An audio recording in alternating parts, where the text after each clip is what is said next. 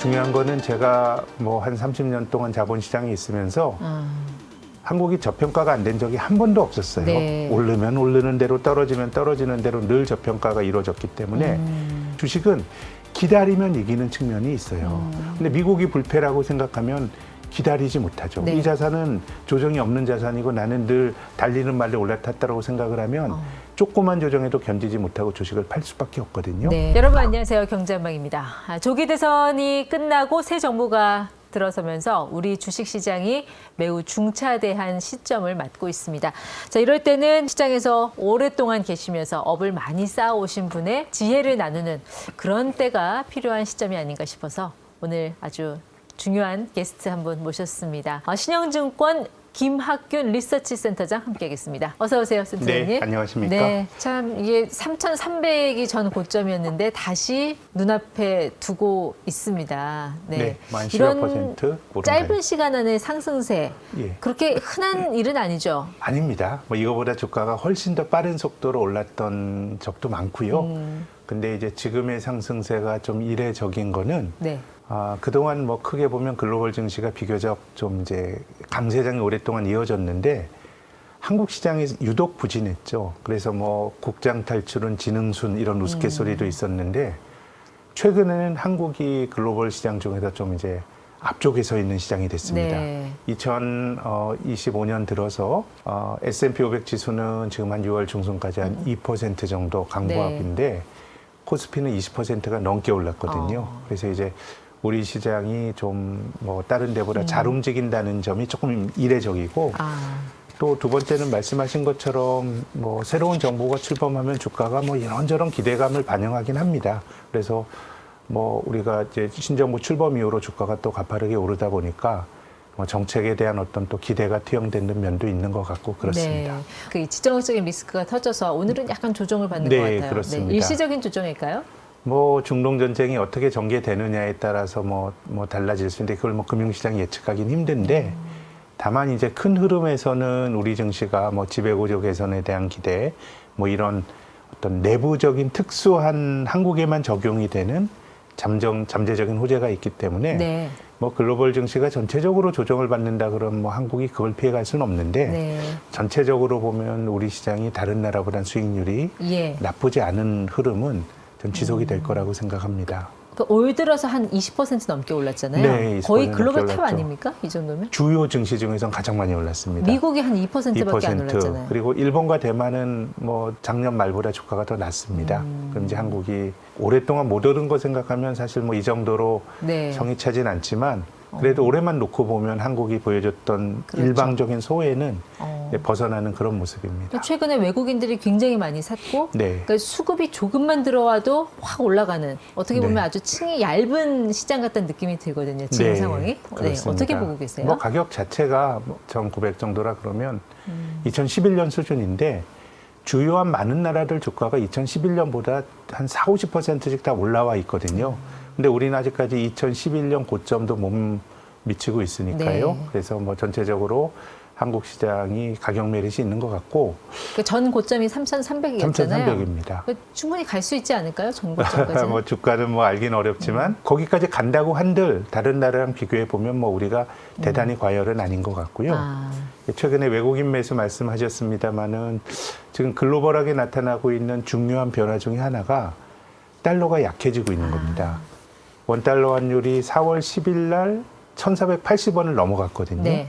그때 이제 뭐 언론 보도 같은 데 보면 1,500원 넘어가는 거 아니야? 이런 얘기들이 있었는데 지금 고점 대비 한 100원 떨어졌죠. 그렇죠. 1,350원대까지 갔으니까요. 네. 지금 이제 달러가 약해지는 거는 한 뭐 두 가지 정도 이유가 있는 것 같아요. 일단 트럼프 행정부가 감세를 하면서 재정 적자가 늘어날 거란 우려가 있으면서 미국 재정에 대한 우려로 이제 달러가 약해지는 코드가 하나 있고 이건 뭐 좋은 건 아닌데 네. 미국 입장에서도 좀 달러 약세를 용인해야 된다라고 하는 또 주장이 있습니다. 상대국에 대해서 계속 통화 절상 압력을 가하고 있잖아요. 그렇죠. 네. 우리가 지난 5월 초에 대만이 우리나라보다 먼저 미중 무역 협상했고 또 우리나라 경제 관료와 미국이 무역 협상했는데 그 자리에서 환율이 뭐 의제로 올랐다라고 하는 그런 외신 보도도 있었거든요. 그래서 미국 입장에서도 뭐 재정 적자 때문에 달러가 약해지는 건 좋진 않지만 무역 수지 적자를 줄이기 위해서 좀 달러가 좀 약해지면 좋겠다라고 하는 주장들이 있습니다. 네. 제가 볼 때는 이제 PBR로만 봐도 2,900에서 3,000까지는 가야 좀 정상적인 움직임이라고 보거든요. 뭐 5,000까지는 모르겠습니다만. PBR로 보면요. 네. 뭐 글로벌 평균 정도까지 간다고 이런 도식적으로 하는 거는 좀 함정이 있다고 봅니다만은 네. 뭐 글로벌 평균 PBR로 간다 그러면 한국 주식이 뭐 한 4,000포인트는 넘어가야죠. 지금 PBR이 1이 안 되거든요. 네. 주주들에게 귀속이 되는 장부상의 가치보다 시장 평가가 낮은 거예요. 그러니까요. 예. 그러니까 뭐 PBR이 안 되는 나라가 지금 뭐 거의 한국밖에 없어요. 네. 그렇게 본다 그러면은 이제 이게 정상화되는 과정인데 중요한 거는 제가 뭐 한 30년 동안 자본시장에 있으면서 한국이 저평가가 안 된 적이 한 번도 없었어요. 네. 오르면 오르는 대로 떨어지면 떨어지는 대로 늘 저평가가 이루어졌기 때문에 코리아 디스카운트의 가장 핵심이었잖아요. 핵심이죠. 예. 예. 근데 그게 해소가 되면 당연히 오를 수밖에 없지 않을까요? 그렇죠. 예, 뭐 5점 간다 뭐 이런 것도 실은 뭐 그런 쪽으로 우리가 지배구조 개선이나 이런 걸 잘하게 되면 네. 글로벌 평균이나 아니면 예. 뭐 대만 정도의 평가를 받으면 우리가 뭐 상당히 많이 오를 수 있다라고 하는 그런 기대와 또 혹은 또 주장이 있는 것 같습니다. 외국인들도 그 부분을 긍정적으로 보고 있는 걸까요? 저는 뭐 지금 약달러라고 하는 측면도 있고 네. 또 작년에 우리나라에서 밸류업 정책이란 걸 하면서 외국인이 주식을 작년 여름에 많이 샀거든요. 그때 외국인 투자가들과 대화를 해보면 사실 이 지배구조 개선이나 뭐 이런 정책들이 우리 머리에서 나와서 독자적으로 하는 거라기보다는 이웃 일본이 한 10년 정도 소위 거버넌스 개혁이란 걸 했습니다. 그래서 그 효과를 봤어요. 근데 이제 일본 주식이 굉장히 가파르게 한 10년 올랐거든요. 2023년, 24년에 아주 가파르게 오르긴 했지만 네. 그 이전부터 주가가 꾸준히 올랐고 그 과정에서 외국인 투자가들이 일본 주가가 올라갈 때 뭐 일본 되겠어? 뭐 그런 식으로 주식을 많이 못 샀거든요. 그래서 작년 여름철에 한국 주식을 많이 샀던 외국인들의 견해를 들어보면 야, 일본 주식 못 샀는데 일본 주가가 너무 올라가 버렸기 때문에 일종의 올라가는 주식을 놓친 것에 대한 트라우마 때문에 한국에서 밸류업 논의가 있고 하니까 열심히 또 산 적이 있었거든요. 네. 그래서 저는 어쨌든 뭐 상법 개정이나 이런 것들이 논란은 매우 많지만 뭐 투자하는 이들에겐 굉장히 긍정적인 변화라고 저는 봅니다. 그러니까 지금 상황을 보니까 그동안 한국 시장이 정말 빈 곳간이었구나, 주인 없는 곳간이었구나. 거기에 지금 급격하게 또 매수세가 들어오고 있는 거죠, 공격적으로. 이제 어떤 네. 기대가 어떤 자산이 올라갈 거다라는 기대가 있을 때 투자자들이 그 자산을 충분히 갖고 있지 않으면 네. 그 국면에서 주가가 어우하다가 가파르게 올라가는 경향들이 있거든요. 뭐 지금은 저는 뭐 조금 그런 성격도 네. 최근에 있었다고 봅니다. 또 이재명 대통령이 한국 거래소 방문해서 했던 여러 가지 멘트들이 시장에 굉장히 호재가 됐다라고 보는데 배당 소득세 분리과세 하겠다는 그것도 현실 가능성이 있을까요? 그거는 마음 먹기 나름이라고 생각해요. 제 생각에는 우리나라 정부가 돈 쓸 때가 굉장히 많은데 네. 배당 소득은 기본적으로 돈 있는 사람이 주식 투자하는 거거든요. 거기에 대해서 세제 혜택을 주는 게 맞느냐에 대해서는 저는 뭐 다르게 생각할 여지가 있다고 보지만 예. 뭐 우리 증시가 저평가된 가장 본질적인 이유 중에 하나가 배당의 부재거든요. 맞습니다. 예. 기업들이 벌어들인 당기 순이익에서 주주들에게 돌려준 배당으로 돌려준 비율이 배당 성향이거든요. 네. 근데 미국 너무 기업들은 낮죠. 예. 배당 많이 합니다. 근데 미국은 많이 할 수 있는 조건입니다. 왜냐하면 애플만 하더라도 제조업이 아니죠. 애플은 뭐 아이디어만 내고 제조는 아웃소싱 줘서 팍스콘이라는 데서 만듭니다. 그러니까 서비스업이라고 보시는 거죠. 서비스업이죠. 예. 그러니까 설비 투자가 필요 없어요. 그러니까 돈 벌면 뭐 공장 지을 거 없이 주주들에게 나눠주면 되는데 우리나라는 미국과 다르죠. 우리나라는 설비 투자를 해야 되고 하기 때문에 배당으로 돈을 나눠주기보다는 어느 정도 기업이 유보해야 됩니다. 근데 일본도 한국과 비슷한 구조고요. 뭐 대만이나 중국이나 동아시아가 제조업 중심의 구조란 건 똑같아요. 근데 배당 성향을 비교해 보면 2007년 이후로 작년까지 18년 동안에 우리나라가 대만보다 배당 성향이 높았던 해 단 한 번도 없었습니다. 네. 일본보다 배당 성향이 높았던 해가 18년 전에 딱 한 번 있었고요. 중국보다 배당 성향이 낮아요. 중국보다 높았던 거를 단 한 번밖에 없었어요. 근데 앞으로 우리나라도 배당만으로도 먹고 살게 해주겠다라는 취지의 발언이 그러니까 있었잖아요. 어쨌든 뭐 장기 투자 문화도 좀 하고 또 취약한 배당에서 주주들에게 인센티브를 줄 수 있고 또 한편으로는 이제 주식 투자가 일부만이 하는 투자에서 좀 저변이 많이 확대가 됐습니다. 2019년 말에 한국의 주식 투자 인구가 618만 명입니다. 한국 주식의 주주 명부에 등재된 지금 한 1,400만 되지 않습니까? 1,400만 명이 됐어요. 5년 동안에. 그렇게 본다 그러면 수혜를 볼 수 있는 국민들의 숫자도 많아졌고 하기 때문에 뭐 그 논제에 대해서는 뭐 다양한 이론이 나올 수도 있지만 네. 과거 어느 때보다 우리가 뭐 장기적으로 주식시장이라든가 어떤 배당에 대한 문화의 개선이 중요하다라고 생각하면 우리 공동체가 뭐 그런 좀 결정을 내릴 수도 있다고 생각합니다. 네. 아무래도 삼성전자나 하이닉스가 수혜를 볼 수밖에 없죠. 보통 시총의 비중만큼 많이 담아가잖아요. 이 네. 지수가 오를 때는. 네. 네. 근데 삼성전자 아직까지 그 주가가 그렇게 높은 상황은 아닌데 전 고점까지 한참 남아 있지 않습니까? 아유, 네. 뭐 고점까지는 참 멀죠. 예, 너무 멀죠. 예. 근데 최근에 이때 흐름은 탄 것 같긴 한데, 네. 근데 문제는 HBM 엔비디아 콜 테스트를 통과할 수 있느냐. 네. 여기에 저는 그러니까 달려 뭐 있다고 그것은 보는데요. 이제 주가가 네. 삼성전자 고점은 9만 원이고 네. 지금 주가는 6만 원 수준이니까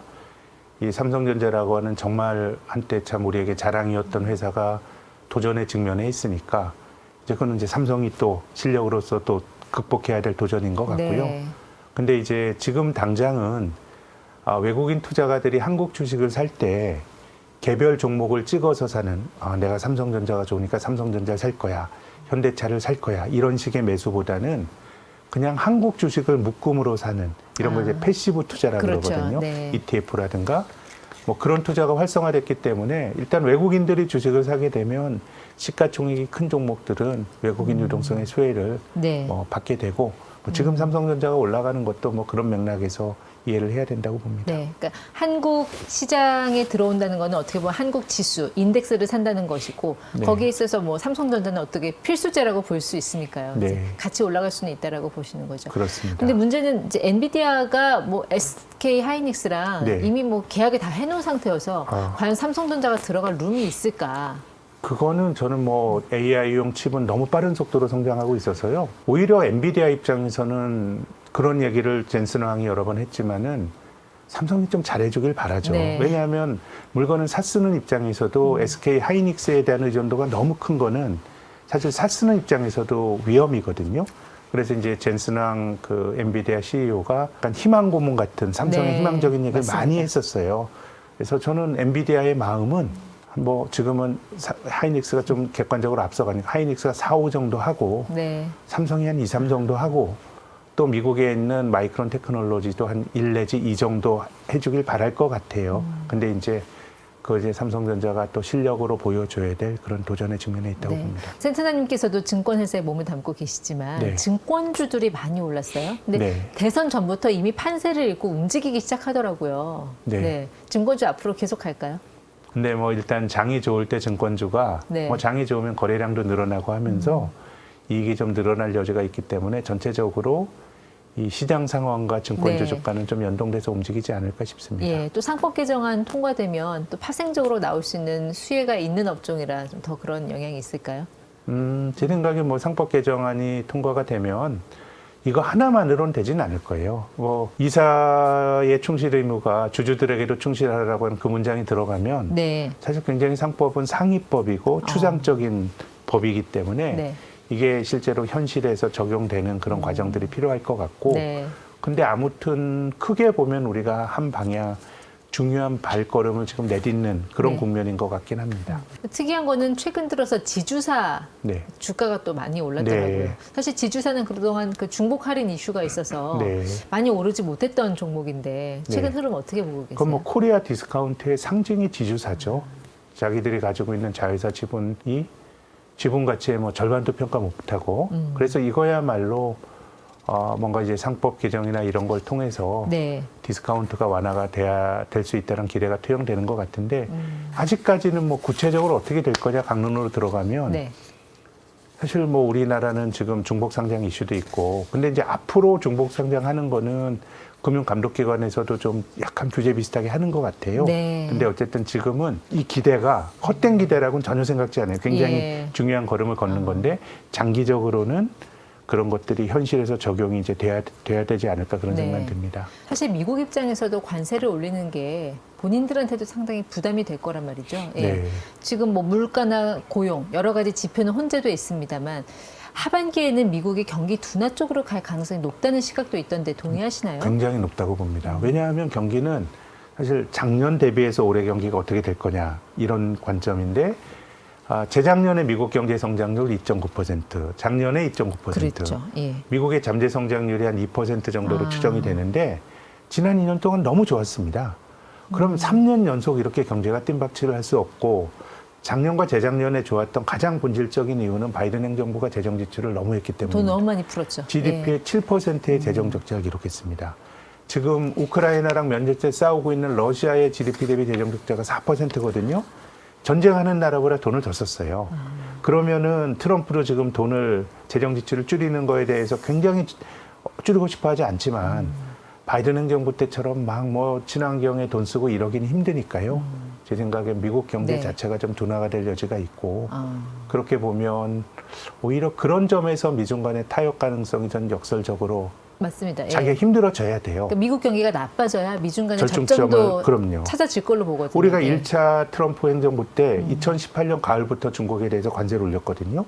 근데 2019년에 미국 경제가 나빠졌어요. 네. 그러니까 트럼프가 계속해서 중국을 밀어붙인 게 아니고 미중 간의 무역 협상을 해서 2020년 1월 달에 무역 협상이 타결이 됐습니다. 네. 예, 뭐 중국이 이 미국의 곡물 수입 좀 늘리고 예. 근데 그 다음 달에 바로 코로나가 터져가지고 이게 뭐 그냥 유야무에 돼버렸거든요. 그래서 2018년, 19년의 경험을 보더라도 뭐 미국 경제가 심하게 뭐 아주 둔화가 되면 이게 글로벌 경제에 아주 불안 요인이 될 텐데 네. 미중 간의 갈등이라는 측면에서 보면 미국 경제가 적당히 둔화되는 거는 제 생각에는 오히려 전체적으로 글로벌 경제를 위해서는 나쁘지 않은 변화라고 봅니다. 네. 불과 몇 달 전만 해도 뭐 국장 탈출은 진흥순 이랬는데 최근에 말이 바뀌었어요. 국장 복귀는 진흥순. 그런 말 들으면 미국장 네. 투자하는 분들, 서학개미 분들은 불안해질 수 있단 말이죠. 네. 네. 어떻게 대응해야 될까요? 이럴 때. 저는 뭐 기본적으로 투자를 다변화시키는 거 굉장히 좋다고 생각합니다. 뭐 미국이나 다른 나라로 다변화시키는 건 되게 좋은데 그렇다고 미국 주식이 불패는 아닙니다. 그럼 네. 미국만의 그런 자산은 존재하지 않아요. 근데 미국 주식은 여러 가지 기대를 반영하면서 굉장히 많이 올랐고 한국은 걱정은 많지만은 네. 주가가 뭐 장기간 못 오르다 보니까 크게 과잉은 없어 보이는 거거든요. 그렇게 본다 그러면 뭐 이제 그 한국, 미국 뭐 어느 게 좋다 이런 쪽보다는 내 자산이 한쪽으로 너무 비싸고 그동안 고평가된 자산이 너무 쏠리는 거는 전 조심해 하셔야 된다고 생각하고요. 예. 뭐 어느 정도는 좀 밸런스를 한국이나 미국이나 미국장 좋을 때 미국 저점에서 사서 고점에서 팔고 한국으로 넘어오고 이런 거 하면 좋지만 네. 못해요. 그냥 한국도 투자하고 미국도 투자하고 하면서 약세장이 있더라도 그걸 견디고 뭐 그런 게 투자거든요. 네. 그런 관점에서 보면 뭐 어느 게 좋다란 말보다는 미국이 불패니까 내가 미국에만 묻어두면 무조건 된다라는 생각은 그건 투자자에게 치명적인 약점이에요. 예. 왜냐하면 주식은 기다리면 이기는 측면이 있어요. 근데 미국이 불패라고 생각하면 기다리지 못하죠. 네. 이 자산은 조정이 없는 자산이고 나는 늘 달리는 말에 올라탔다고 생각을 하면 조그만 조정에도 견디지 못하고 주식을 팔 수밖에 없거든요. 네. 그런 점에서 보면 지금은 조금 저는 한국과 미국의 균형, 미국에 쏠려 있는 쪽이라 그러면 뭔가 한국 쪽으로의 어떤 분산, 네. 그리고 또 미국의 우리나라 투자자들이 대부분 뭐 아주 성장성이 높은 이 그 성장주들에게 몰려 있거든요. 미국에서도 배당 잘 주는 종목들 많거든요. 네. 좀 스타일의 분산. 그래서 미국의 성장주에만 쏠려 있는 자산은 한국 자산과 또 예. 미국 내에서도 스타일의 분산을 권해드리고 싶습니다. 근데 주식이라고 하는 게 단선적으로 계속 오르는 자산은 없습니다. 네. 떨어지더라도 기다리고 이런 것들이 주식 투자의 내재가 된 투자자들의 요구가 되는 덕목인데 내가 주식 사면 왜 내가 사면 물리지 떨어지지 이런 경우 많잖아요. 네. 그러면 그럴 수 있어요. 시세를 알 수가 없으니까. 근데 떨어지더라도 견딜 수 있는 자산을 가지고 물려 있어야 돼요. 근데 한국은 글로벌 전체적으로 좀비 기업들이 너무 많으니까 맞습니다. 주식 사시기 전에 기업의 부채 비율도 한번 보시고 이 기업들이 영업이익으로 이자라도 제대로 내고 있는지 네. 이런 것들은 걸르고 투자하셔야 된다고 생각합니다. 그러니까 우리가 주가의 바닥을 알 수 없는 것처럼 주가의 고점이 어딘지도 알 수가 없지 않습니까? 네. 결국은 이제 사이클을 이겨내는 게 가장 중요하다고. 그럼요. 일반적으로 사이클을 누구나 다 잘 맞출 수는 없고요. 네. 나쁜 사이클에서도 좀 견디는 게 굉장히 중요할 것 같고 그래서 저는 주식 투자가 모든 투자가 부자에게 절대적으로 유리한 게임인 것 같아요. 부자는 뭐 돈이 많다 보니까 뭐 한 종목이나 한 자산에 다 담아놓지 않거든요. 그럼 떨어지더라도 내가 견딜 수가 있는 거예요. 네. 그래서 우리가 모두가 부자가 되기 위해서 투자하지만 그 지름길은 없는 것 같아요. 네. 부자처럼 행동해야 부자가 되는데 우리가 너무 빨리 하려고 하니까 문제인 거예요. 네. 그렇기 때문에 저는 주식이란 게 정말 좋은 종목 사서 바닥에서 잘 사서 크게 그야말로 많이 버는 네. 이런 게 투자를 하다 보면 그런 우리가 그 기대를 하면서 사지만 보통 사람에게는 저는 시간을 이기는 게 가장 중요하다고 보고요. 네. 우리가 일반적으로 투자자들이 범하기 쉬운 오류는 1년 동안에 할 수 있는 일에 대해서는 너무 장밋빛 꿈이 많아요. 근데 1년 후의 시간 우리가 알긴 어려운데 10년 동안 꾸준히 해서 벌 수 있는 건 너무 과소평가하는 예. 것 같아요. 전 전적으로 후자 쪽으로 투자를 해야 장기적으로 승률이 높다고 생각합니다. 네, 자, 여의도 증권가의 현인 김학규 센터장과의 대담은 여기서 마무리하겠습니다. 오늘 귀한 말씀 고맙습니다. 네, 감사합니다.